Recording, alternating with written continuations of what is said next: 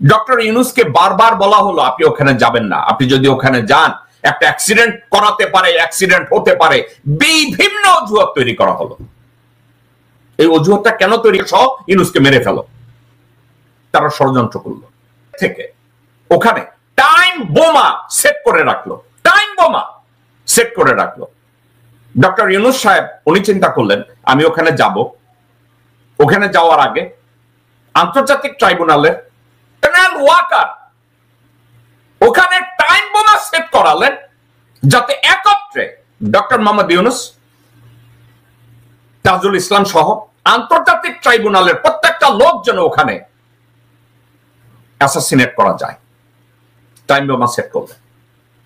এখন দর্শকবৃন্দ, এখানে অনেকে বলবে ওখানে যখন তাজুল সাহেব গিয়েছে, ওখানে যখন যারা টাইম বোমা পেয়েছে জিজ্ঞাসা করেছে, একটা বালতির ভিতরে যখন টাইম বোমা বেরিয়ে আসলো জিজ্ঞাসা করা হলো এগুলো কোথা থেকে এসছে।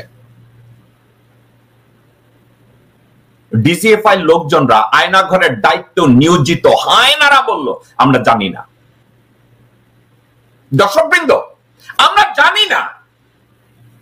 বোমা সেট করে রাখার পরে ওই হায়নারা বলছে আমরা জানি না এই টাইম বোমা কোথা থেকে আসছে। ভারতে পাঠানো হলো এমএসজি, ভারতের সেনাপ্রধান, ভারতের প্রতিরক্ষা সচিব, তাদের সাথে 9 বার তাকে ভেটিং করানো হলো, তারপরে তাকে আর্মি চিফ বানানো হলো। ওয়াকারের তত্ত্বাবধানে আজ পর্যন্ত বিডিআর পিলখানার বিচারকাণ্ড সুষ্ঠুভাবে তদন্ত করতে দেওয়া হয় না। ওয়াকারের তত্ত্বাবধানে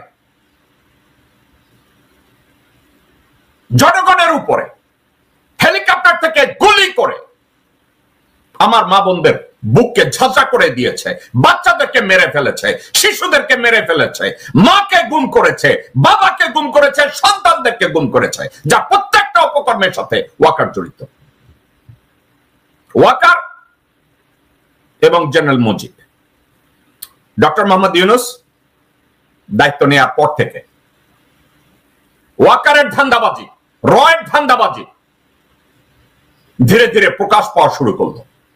যখন রয়ের ধান্দাবাজি প্রকাশ পাওয়া শুরু করলো, তাদের সামনে একটা এলিমেন্টস ছিল। সে এলিমেন্টসটা কি?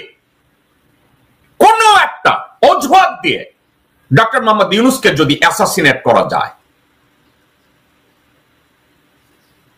এই অ্যাসাসিনেশনের প্ল্যানের পার্ট ছিল, পার্টিকেল ছিল এই টাইম বোমাগুলো ওখানে সেট করা। ডক্টর মোহাম্মদ ইউনূস হঠাৎ যদি ওখানে গিয়ে ঢুকে পড়ে, জাতিসংঘের লোকজনরা যদি ঢুকে পড়ে, তাজুল ইসলাম যদি তার টিম নিয়ে ঢুকে পড়ে, সমূলে তাদেরকে মেরে ফেলা হবে। ওয়াকার ব্যাখ্যা দিবে এখানে আগের সরকার কি করে গেছে আমার জানা ছিল না। ঠিক যেমনি টাইম বোমা পাওয়ার পরে ওখানকার লোকজনরা বলেছে আমরা জানি না, আমরা জানি না। এটা থেকে কি আইএসপিআর কোনো বিজ্ঞপ্তি দিয়েছে? ওখানে যে টাইম বোমা পাওয়া গিয়েছে তাজুল ইসলাম প্রসিকিউশনের স্বার্থে, তদন্তের স্বার্থে তাজুল ইসলাম এটা নিয়ে কথা বলে নাই, সেটা দেশপ্রেমিকের পরিচয় দিয়েছে। কিন্তু এটা নিয়ে general Waker, ISPR, DGFI, NSI, CID, DB কোন মন্তব্য করেছে?